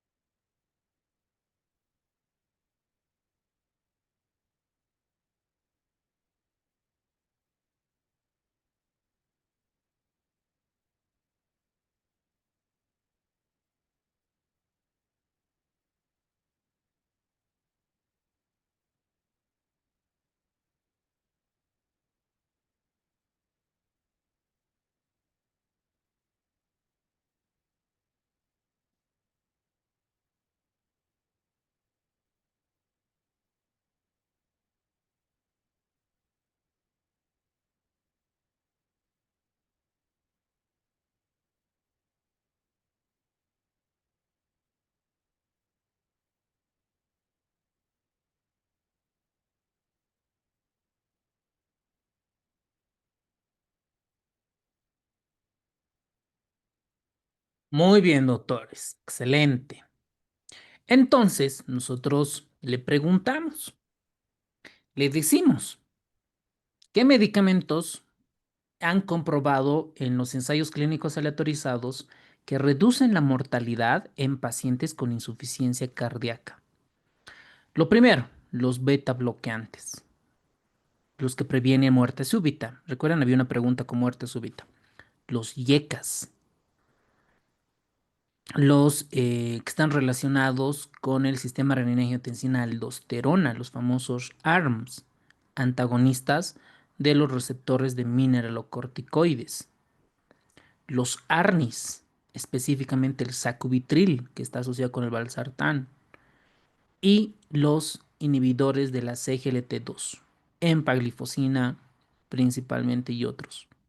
Entonces, estos son los que reducen la mortalidad. Preguntamos otra base de datos. ¿Qué medicamentos han reducido de manera consistente disminuir la mortalidad? YECAS, beta bloqueantes, antagonistas de los receptores mineralocorticoides, los ARNIs y la dapaglifosina e empaglifosina. Entonces, antes eran 4. Cuando yo estaba preparándome para la resi, yo tenía 4, ¿no ve? 4 superhéroes, 1, 2, 3 y 4. Ahora se incorpora el 5, que son los inhibidores de la CGLT2, la dapaglifosina, la empaglifosina. Entonces tenemos 5 superhéroes que disminuyen la mortalidad. Por lo tanto, podemos preguntarnos a nuestra IA, ¿no? Anoche estábamos viendo el SAM-GPT, ¿no ve? Ya lo han arreglado a la media hora. Entonces, con eso, igual nosotros podemos preguntarle si nos va a contestar en nuestra base bibliográfica. Podemos poner ahí nuestra resi y aquí tienen su mensajito. Le preguntamos, ¿qué medicamentos han logrado disminuir la mortalidad en pacientes con insuficiencia cardíaca? Listo. Entonces va a comenzar a buscar nuestra base de datos que está en base a nuestra bibliografía y obviamente tenemos ya no tan simple, ¿no? Tan simplista. Allí nos dan los YECAS, ¿no? ¿Qué tipo de YECAS? Enalapril, lisopril, ramipril. Los metaanálisis indican que los YECAS reducen la mortalidad 23% en pacientes. Los antagonistas de los receptores de angiotensina, los ARBs, los sartán, valsartán, perfecto. Los beta bloqueantes, ¿cuáles? Metoprolol, bisoprolol. La adición de beta bloqueantes inicial a los YECAS proporciona una reducción adicional del 35% en la mortalidad. Los antagonistas de los receptores mineralocorticoides, por ejemplo, la espironolactona, también reduce la mortalidad. Sacubitril valsartán y los inhibidores de la SLGT2. Excelente, bonito, ¿no ve? La dapaglifosina, la empaglifosina también. Entonces nos da una conclusión. ¿Y de dónde sacó esta respuesta? De Harrison, de Medicina Interna, la 21 edición, y el del estudio Pioneer. Y así lo comenzamos a preguntar, ¿ok? Entonces, está brutal nuestra IA para comenzar a ayudarles a ustedes. En realidad tienes un profesor ahí, le preguntas, te contesta, le preguntas, te contesta y te va a responder en base a la referencia bibliográfica, ¿ok? Entonces, tienen todas las herramientas para poder optimizar todo su proceso de preparación. Yo sé que va a estar más difícil, creo yo, porque hay muchas herramientas que en mi época no lo sabía y había que buscar artículos, otros libros y otros, pero tienes una IA que están cargados los libros de la Resi y le preguntas y te va a contestar en base a los libros. Está brutal, o sea, si lo sabes aprovechar y no te dejas ganar, está genial, ¿ok? Entonces aquí es el excepto y felicidades a todos los que contestaron la respuesta al inciso D. Son unos capos. Los IECAS, los antagonistas del receptor de angiotensina, la espironolactona, los beta bloqueantes, los inhibidores de la CLT2 reducen la mortalidad, excepto la digoxina. Muy bien. Caso 15. Paciente femenina de 63 años presenta disnea progresiva desde hace 6 meses. Tiene antecedentes de diabetes, cirrosis hepática. La exploración llama la atención la hiperpigmentación cutánea. Listo, ahí ya nos arruinó. Es un paciente, parece, con un problema de cardio. Vamos a explorar a ver qué más tiene. Tiene diabetes, ok, factor de riesgo cardiovascular, pero cirrosis hepática. ¿Por qué tiene cirrosis hepática este paciente? A ver, las causas de cirrosis frecuente es alcohol, luego seguida de virus, hepatotrópicos. Luego las metabólicas, por ejemplo, una hemocromatosis, deficiencia de alfa-nucleotripsina y otras cosas raras, o enfermedad de Wilson y demás. A ver, veamos qué tiene. Tiene hiperpigmentación. Esta hiperpigmentación ya me está dando datos. Esto parece ser una hemocromatosis. ¿Por qué? Porque tiene diabetes, tiene cirrosis hepática y tiene hiperpigmentación. Tiene presión venosa elevada, tiene estertores húmedos en los pulmones. Ah, también tiene falla cardíaca. La hemocromatosis también afecta al hígado, también afecta al corazón. Entonces parece ser una hemocromatosis, ¿eh? La placa de tórax muestra signos de edema pulmonar y tamaño de silueta cardíaca aparentemente normal. Pero está dañado el hígado, está dañado el corazón y tiene hiperpigmentación. Esto es una hemocromatosis a ojo cerrado. Ojo cerrado. ¿Cuál de las siguientes cardiopatías debe sospechar? Ah, listo. El corazón se infiltra el hierro. Entonces busquemos eso. ¿Miocardiopatía hipertensiva? No, porque tiene cirrosis y hiperpigmentación. No cuadra solo hipertensiva. Miocardiopatía hipertrófica familiar, puede ser, pero que lo que no cuadra es la hiperpigmentación y la cirrosis hepática. Más bien aquí tendría que tener como un desmayo, un síncope, porque recuerden que la hipertrófica colapsa, ¿no? Se besan la pared posterior del VI y la anterior, entonces hace que el volumen sistólico no se eyecte bien y pueda tener una disnea súbita. Miocardiopatía restrictiva secundaria amiloidosis. La amiloidosis tendría que tener un problema, nos podrían comentar una tinción rojo Congo, algo más, algún dato más. Miocardiopatía restrictiva por depósito de hierro, esto es lo que más se acerca. Por la hiperpigmentación, por la cirrosis hepática y por la infiltración cardíaca, ¿no? Esto es clásico de hemocromatosis. Entonces aquí está fusionando cardio con medicina interna. Entonces, los pacientes que tienen depósito de hierro, una hemocromatosis, tienen fatiga crónica, hipopituitarismo, tienen hepatomegalia, cirrosis, esto nos ha ayudado a llegar, tienen melanoderma, ¿no? Hiperpigmentación, también esto nos ayuda a llegar al diagnóstico, pueden tener arritmias cardíacas, falla cardíaca porque se infiltra el hierro, se infiltra, tienen diabetes que también porque se deposita en las células beta, pueden tener ciertas alteraciones en las uñas como la coiloniquia, osteoporosis y otras. Entonces, esto es clásicamente una cirrosis, bueno, una hemocromatosis con afección hacia el hígado, hacia las células beta, el páncreas, hacia el corazón y hacia la piel. Entonces es el inciso A. ¿Ok? Muy bien, doctores. ¿Cuál es el método diagnóstico, el estándar de oro para hacer el diagnóstico de este paciente? ¿Pero en dónde? ¿En pulmón, en hígado, en dónde?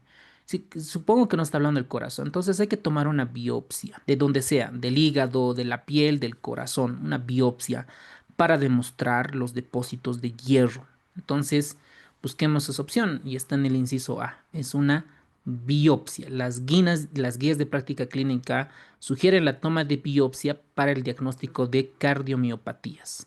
¿Ok? Vamos por los últimos casos. Paciente de 67 años de edad con antecedente de hipertensión, diabetes, acude a la consulta por cuadro crónico de fatiga, ¿ok? Parece falla cardíaca. Su esposo comenta que le falta el aire, ¿ok? Otro dato cardinal de falla cardíaca, despierta múltiples veces en la noche, ¿ok? Tiene ortopnea, ¿ok? Ortopnea. Y se cansa mucho al subir las escaleras. La exploración física destaca edema en miembros inferiores, parece falla cardíaca, Congo de dos cruces. Se diagnostica insuficiencia cardíaca con fiebre disminuida. Listo. Cuadra todo el diagnóstico, no hay mucho a ver. ¿En cuánto debe estar la FEBI para considerarse preservada? Bonita pregunta. Pregunta para internado, pregrado y para el examen de la RECI.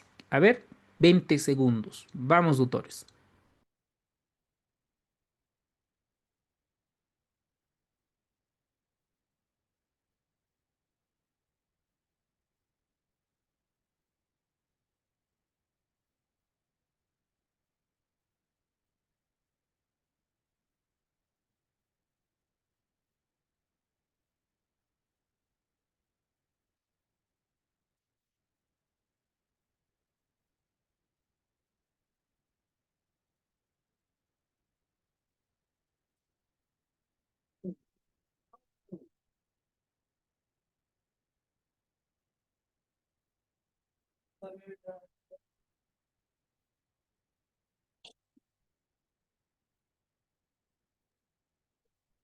Excelente, muy bien, doctora Jessica, Guadalupe, doctor Jimmy, doctora Rosillo, bien, bien, es la única manera de retroalimentar.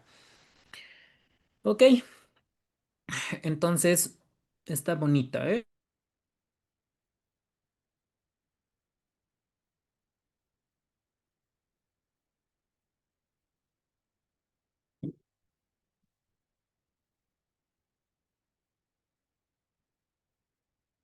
Levemente reducida entre 41 y 49 y para que tenga una insuficiencia cardíaca con FEBI preservada es mayor o igual a 50. Entonces, felicidades, doctores, están muy bien, más del 50%. ¿Cuáles son los valores de BNP pro BNP utilizado para el diagnóstico para cuadros compensados? Dice, compensados. Entonces, los valores de BNP pro BNP para el diagnóstico de ICC en contexto estable, BNP más de 35, pro BNP más de 125.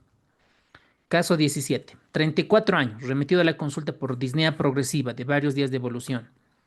No tiene antecedente personal ni familiar de interés ni factores de riesgo cardiovascular. Uy, y me dejas difícil, ¿eh? 34 años joven por disnea progresiva. Ok, algo más tenemos que buscar. La exploración física está buena presión, buen latido. Ah, listo, aquí ya me está dando el dato. Tiene elevación de la presión yugular. Esto me hace sospechar falla del BD. Hasta el ángulo mandibular. Ok, hemos visto los grados de ingurgitación yugular. ¿Recuerdan cuáles eran los grados, doctores? ¿Y los niveles? ¿Cuáles serán? Pueden activar su micrófono. ¿Recuerdan? Si pasa el esternocleidomastoideo, si no pasa, llega al borde. ¿Recuerdan cuáles eran los niveles? Ese era. Dale, doctorita, le escuchamos. Uno era por debajo del nivel del músculo esternocleidomastoideo, el segundo sobrepasa el esternocleidomastoideo y el tercero llega hasta la mandíbula. Eso, muy bien, doctorita. Gracias por el feedback.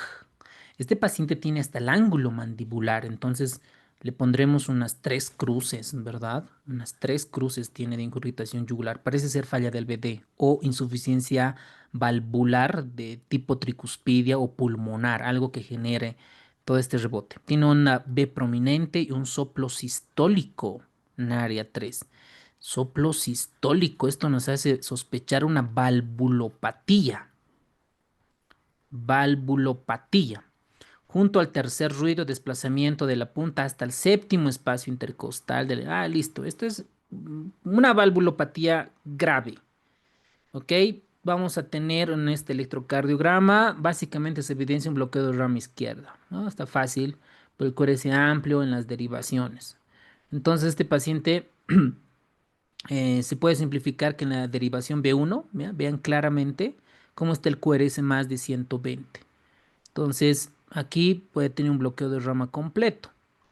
Entonces, con todas entre las B1, B2, B5, B6, vamos a ver si es derecho o izquierdo para ver. Entonces, ¿cuál es el diagnóstico electrocardiográfico en este paciente? A ver, taquicardia ventricular, no, infarto, no, bloqueo con ritmo sinusal con bloqueo de rama izquierda, ¿no? Miren la característica, el B1, el QRS más de 120 y la polaridad es, ¿no? Vemos que es positiva. Entonces, esto es un bloqueo de rama izquierda. A ver, veamos la justificación. Derivación B1, QRS más de 120, totalmente de acuerdo, que es un bloqueo de rama completo y es polaridad positiva. Muy bien. ¿Cuál de las siguientes medidas se considera menos apropiada? A ver, menos apropiada, dice. Implantar resincronizador, realizar un eco, sí hay que realizarle un eco, iniciar diurético, sí, porque tiene edemas y tiene disnea, ¿no? Y tiene ingurgitación yugular. Bueno, no, creo que no dice disnea, porque parece falla del BD, por lo tanto no debería haber disnea. Entonces, iniciar diurético sí, tratamiento con YECA sí, si nos permite.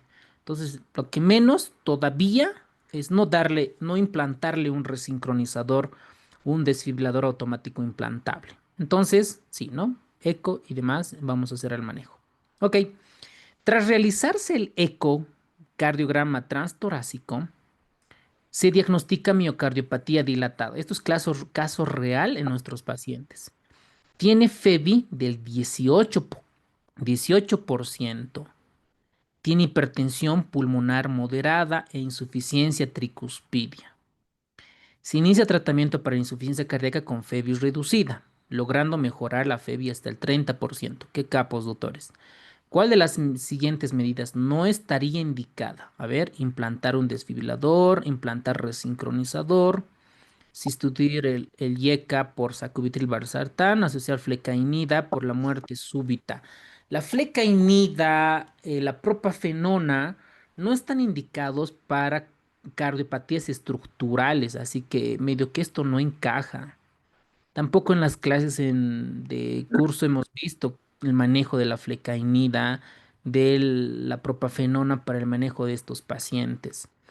Más bien, todo paciente que tiene una FEBI menos del 35% se puede mejorar con un desfibrilador automático implantable si tiene además un QRS más de 120 y esto lo vimos en clase. Entonces, está bien un DAI, está bien un resincronizador, está bien un YEC, porque la FEBI está al 18%. La flecainida y la propafenona no están indicados en cardiopatías estructurales. Muy bien. Los últimos casos, doctores, y ya con eso terminamos nuestro webinario gratuito. Acude a la consulta Centro de Servicio de Social de 60 años con antecedente de insuficiencia aórtica, ¿ok? 60 años de insuficiencia aórtica. Tenemos que preguntarnos cuál es la causa más frecuente. El momento el paciente refiere disnea, sensación de palpitación y además disnea paroxística nocturna. ¿Qué pulso debería encontrar? Esto es valvulopatías, no entra la RESI. Esto es más medicina interna para explorar un poquito más de la cardiología. La insuficiencia aórtica, recuerden que hay un volumen de regurgitación hacia el volumen izquierdo. Entonces aumenta la precarga, aumenta la poscarga y esto hace que cada latido sea hiperdinámico, ¿no? Boom, boom, boom, boom. Y es un típico de valvulopatías aórticas. Entonces, en un paciente con insuficiencia aórtica, Magnus Seller et Altus es característico de esta valvulopatía.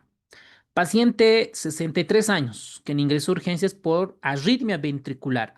Debe ser una TB, debe ser una FB. Tiene antecedente de hipertensión hace 20 años, diagnosticado de insuficiencia cardíaca, tiene una FEBI de 30. Ay, pobrecito. Tiene FEBI de 30. Tiene triple bloqueo hormonal. Está bien. Sacubitril, valsartán, carvedilol, esplerenona. Perfecto. Tiene clase funcional 2. En este momento sus signos están relativamente aceptables. ¿Cuál es el paso a seguir respecto a la insuficiencia cardíaca del paciente que ha disminuido, reducir la mortalidad? Hay un estudio que es el MADI-2. Este estudio se ha visto que los pacientes que tienen un infarto previo y que tienen una FEBI del 30% menos, se les pusieron un desfibrilador automático implantable, un DAI, lo que vimos. ¿Qué han demostrado este estudio? Que ha observado disminuir la mortalidad en un 30%, salvando 9 vidas de cada 100 pacientes en los 3 años de estudio. Por lo tanto, este paciente que vimos con FEBI reducida y además del tratamiento que tiene, viene posterior a una arritmia cardíaca, porque ¿por qué se mueren los pacientes con insuficiencia cardíaca? Por arritmias malignas. ¿Cómo yo puedo prevenir? Con un DAI. Entonces, este paciente necesita un DAI porque ya vino con una arritmia. ¿Ok? Muy bien.